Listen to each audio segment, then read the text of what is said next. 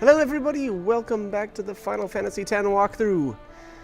We are just arriving in Zanarkand.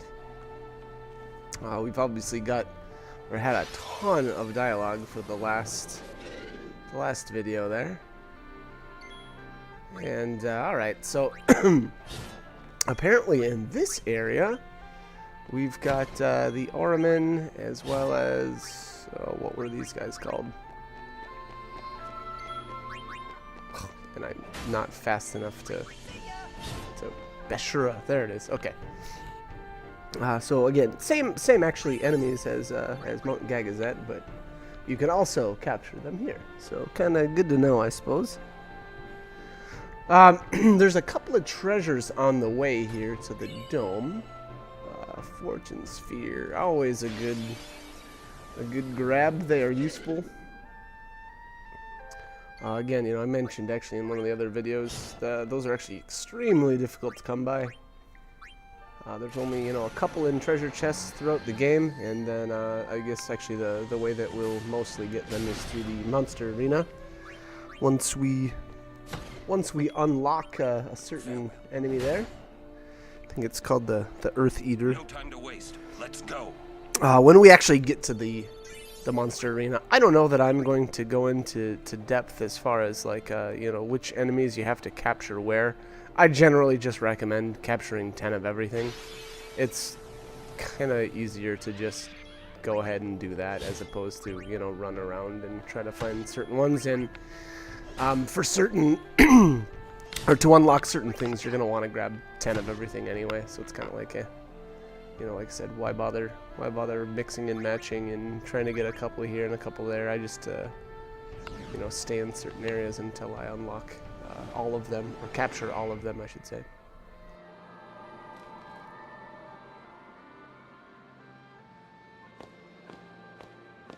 Looks like the far plane. Close enough.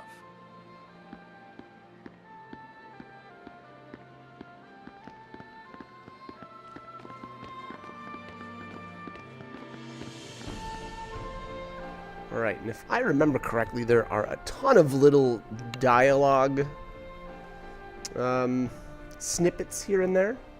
And so I'll try to do my best not to speak over them, but there's a bunch in here, and I don't remember exactly the spots that they're at, but again, I'll try my best. Alright, so that's the, it's actually one of the kind of cool things about the first strike on these weapons here, especially on these capture ones. Again, now this is the first time I've ever kind of, like, I guess, tricked out the weapons or customized the weapons at all for capturing, and I really like how they turned out. First strike is really nice. What else did I put on here? I think initiative with Wakas, and then I think I went with piercing on Orans. Piercing is good. It's actually not even bad to maybe stick it on somebody else's. I don't know that initiative was, that great, but, apparently it adds to your chances to get preemptive attacks. So, I don't know, I suppose it's useful. It's better than getting, ambushed all the time. But anyways, I really like that first strike. It's really interesting because Titus is typically, or has a lot of agility, so it's cool that he, with the first strike, it, legitimately makes him strike first, and then because he's got such high agility, he usually goes first out of my 3 characters, so it actually looks like he gets 2 turns right in a row. It's interesting. But, and again, that's because it's the combination of high agility as well as the first strike. Excuse me. Alright, so we are just getting up to, I think this is considered the dome. And not a bad idea to save there, actually. Journeyer of the long road, name yourself. I am the summoner Yuna. I have come from the island of Besaid. Your eyes, my dear, show me the long road you have traveled. Very good. You have journeyed well. Lady Yunalesca will surely welcome your arrival. Go to her now and bring your guardians with you. Go. Yes.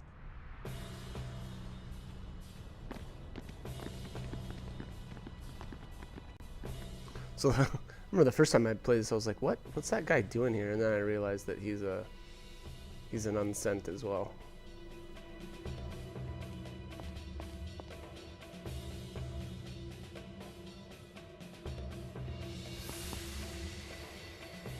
If it might benefit the future of Spira, I will gladly give my life.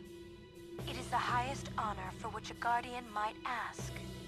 Use my life, Lady Jokun, and rid Spira of sin. What was that? Our predecessors. She said Lady Jokun, didn't she? Wait, she guarded High Summoner Jokun? This dome is filled with fireflies. It's like one gigantic sphere. People's thoughts remain here forever.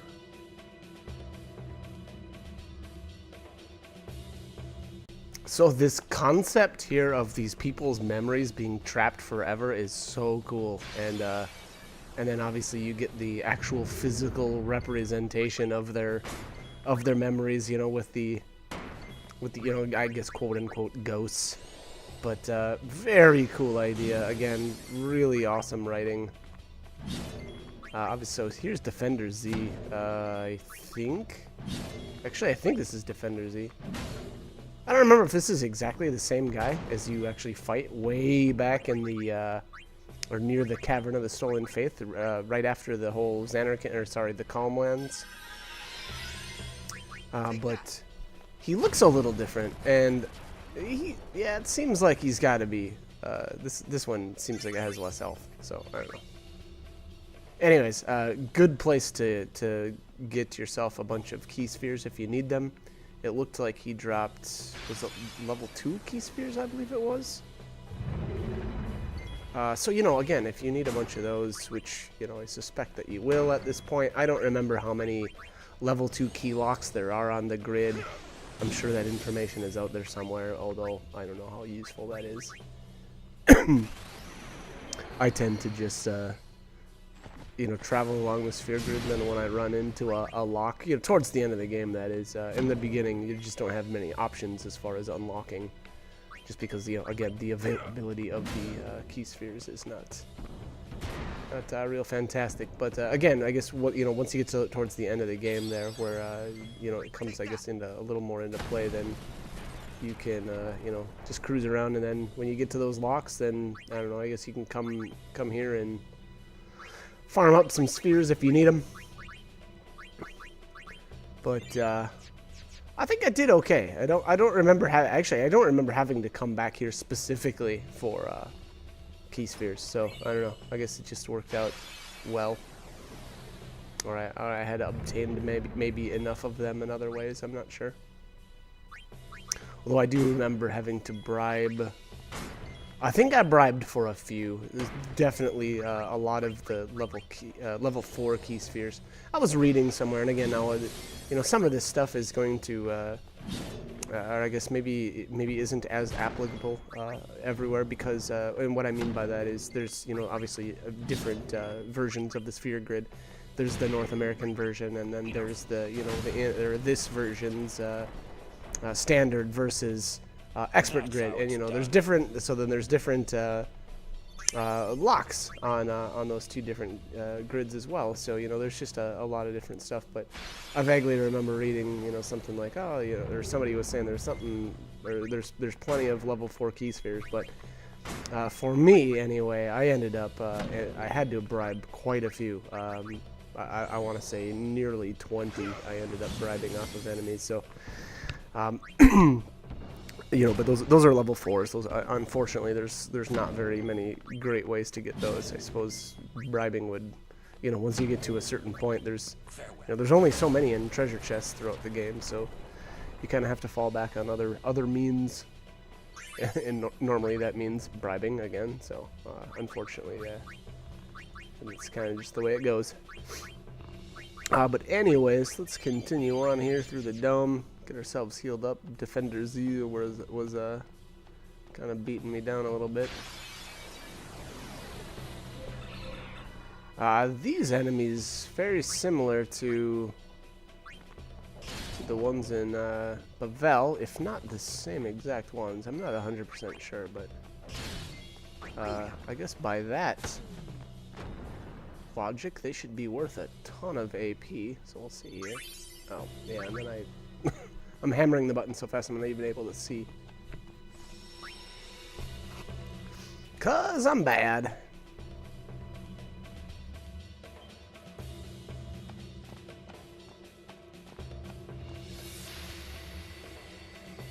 No! Mother, no! I don't want you to become a Fade! There is no other way. Use me and defeat sin. Only then will the people accept you. I don't care about them! I need you, Mother! No one else! I don't have much time left. Hey, wasn't that... Seymour?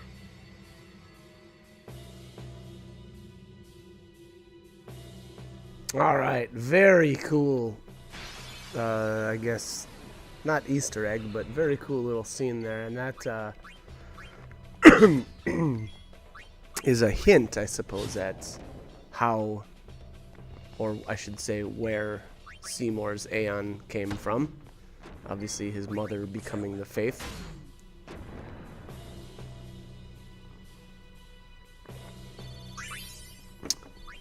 And the Faith for Anima, that is, if it wasn't obvious already. Friend Sphere, very nice. Those are pretty useful. And here, okay, so I want to talk about these guys a little bit. If I remember right, they've got Purifying Salt, I believe it is, as a steel. If I remember right, anyway. And Purifying Salt can be customized onto armor for the No Encounters ability. So technically, I believe... Okay, or is it Candle of Life? Now I should... Yeah, I'm gonna have to look. Oh, I'm sorry. Alright, I misspoke here. So, the first place that you can actually get the No Encounter equipment is way back in Bavel, because you can run into the live... I guess the live version of these monks. And the Purifying Salt is apparently the rare steel, which it sure appears to me that it's the rare steel here as well, because I'm getting Candle of Life. And I think Candle of Life... Yeah, there it is. There's the Purifying Salt. So there you have it. So that's unfortunately the rare steel. I believe it only takes maybe like 30 though to customize into the No Encounters. So, you know, if that's something that you want to go for, then go right ahead. Other than that, or I would say though, I mean, I don't know. It's, to me right here is not the greatest place to go about that. In all honesty, I don't actually find No Encounters that useful at this point in the game. Later on, sure, but as of right now, no, not really. Just because we still want to do a bit of, you know, as much leveling as we can actually. You know, yes, some of the characters are getting towards the end of their areas on the sphere grid, but that doesn't mean that's where the development stops. Obviously, everybody can go everywhere. And then on top of that, there is a fight a little bit later here that it's fairly easy to get a piece of equipment that has the No Encounters ability already on it. So, you know, again, I guess if it was me, I wouldn't bother. Oh, there's No Encounters. Yeah, Purifying Salt. So, like I said, I think it's 30.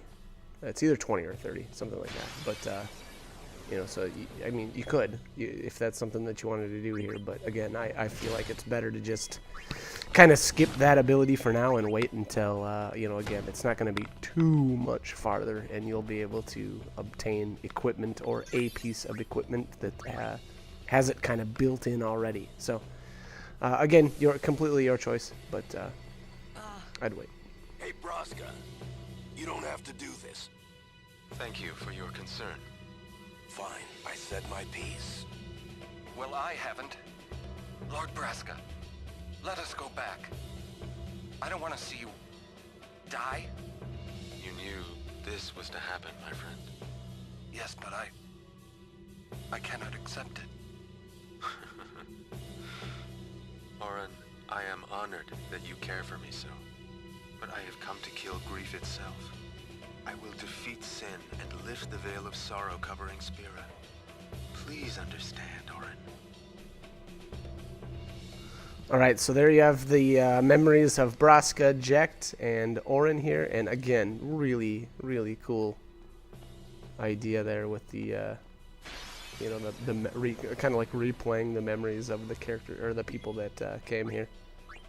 And another, you know, good example of Jecht kind of maturing, I suppose you could say. With, you know, he says something like, you know, you don't have to do this, because he, you know, genuinely started to care about Braska, and you know, obviously it wasn't just about him getting home anymore. And okay, so apparently, energy rain didn't hit this guy in the back, which is weird.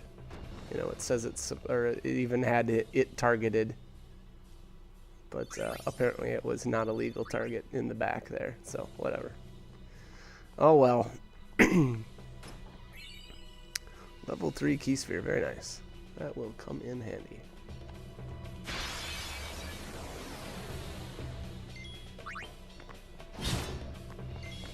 Fallen monk cannot be captured. Oh, that's too bad. They have such cool flamethrowers.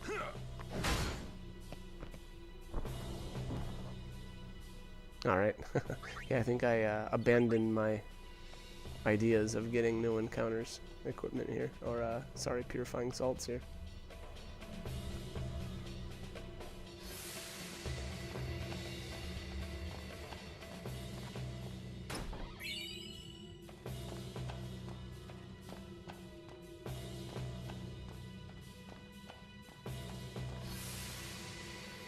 Are the trials ahead?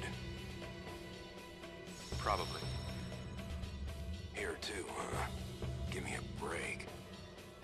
I was expecting, you know, parades and fireworks. You can ask for them after I defeat sin.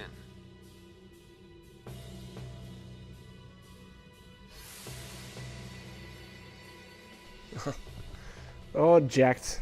Jecht's got a thing for parades. He mentions that quite a few times. And fireworks, I think, even. Okay, I think we've got the Cloister Trials coming up here. If I remember right. Yeah.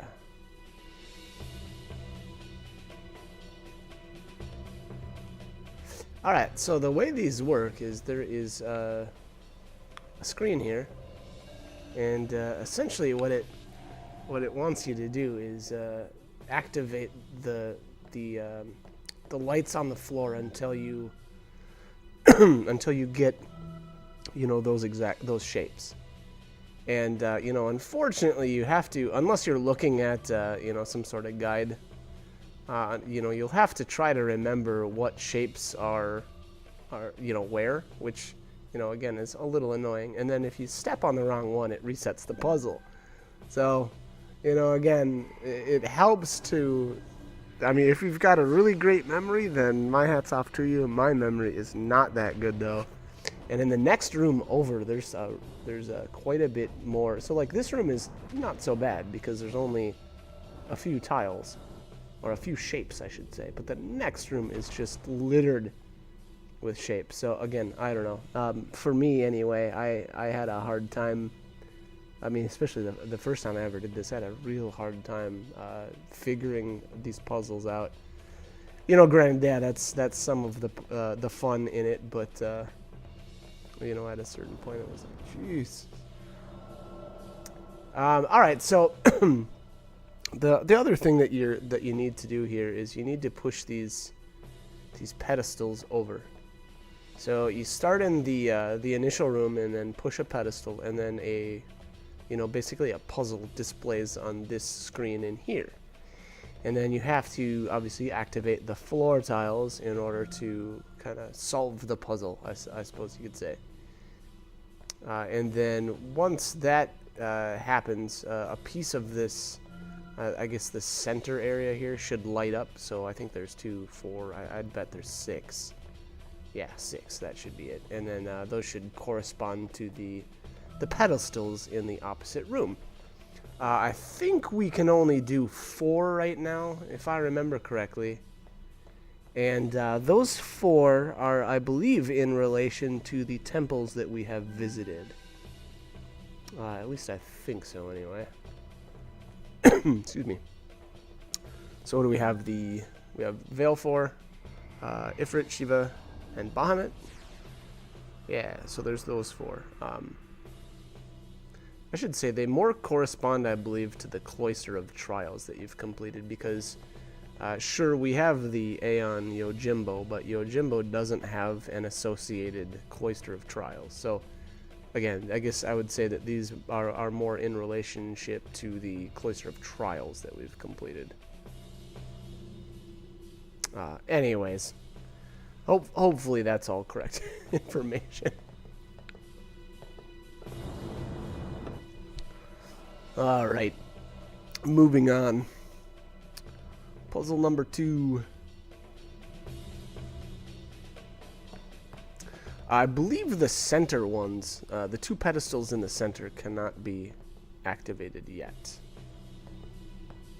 At least I think that's the case. We're gonna find out as the video progresses. I suppose I'll have that answer for sure. But there, I stepped on the wrong tile. So again, the crummy thing again is if you activate a bunch of the right or the correct tiles and then you step on the wrong one, it'll reset your entire puzzle. So, again, a little annoying, but at the same time, I guess that's it's just the name of the game. And to be honest, I like this Cloister of Trials much more than the one in Bavel. I just hated that one. Yeah, again, it was really just the riding around on the lifts. The puzzle itself wasn't too difficult, but the riding around on the lifts and having to time out, your button presses perfectly, it was a little annoying. But anyways, that's all behind us now. All right, so this is puzzle 2, all done. Not too difficult. Moving on. Alright, looks like we're doing the top right now. Or front right, or I don't know, rear right. I guess it all depends on your perspective. Okay.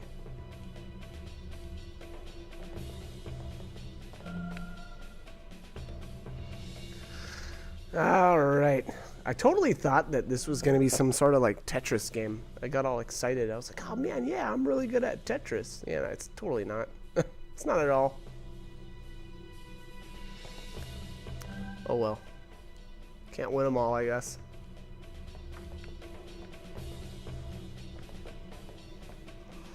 Oof, yeah. Alright, so there you see, since we've solved 2 of the puzzles, 2 of the little panels on the floor there are lit up. And once we complete this one, a 3rd one should light up. Yeah, so by the way, if it wasn't obvious, I was looking at some sort of guide here, or basically it was a diagram of where all the shapes were at on the floor, just so that I didn't step on the wrong tiles. Which otherwise, again, this would have taken me much longer to complete. There we go. Alright, so this one's done too. Yep, and that, so now that center tile on the bottom is lit up. Now, this should be the 4th, and I think, again, I'm pretty sure now this will be the last one that we need to complete for the time being. We will, unfortunately, on your first trip, you cannot complete all of these. You can't do all 6. You can only do 4. Later on, though, once we actually get back here, we will be able to, I guess, solve this puzzle in its entirety.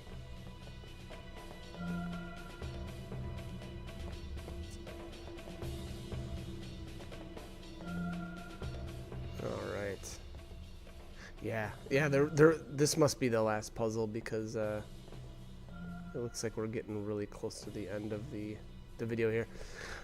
One other thing I would say, you know, again, I guess I've brought it up a couple of times, but depending on how comfortable you are with your character's development, that is, it may be a decent idea to head back out into the Xanarkand Dome and fight until your Aeons have their overdrives maxed out.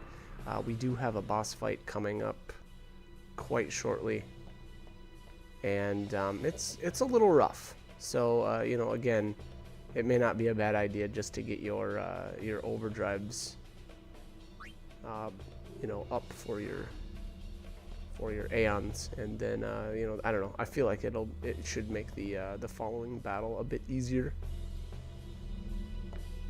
Alright, so we got a Kilika sphere here, and we need to grab that from the left side of the screen, toss that into the pedestal, and alright, so that's the... Oh, okay. Yeah, so you don't even have to... Oh, yeah, that's kind of lame. You don't even have to do that puzzle. Or maybe I should say for now you don't have to. I think maybe later we do, but... Anyways, alright, let's head back in here. Toss this sphere into this.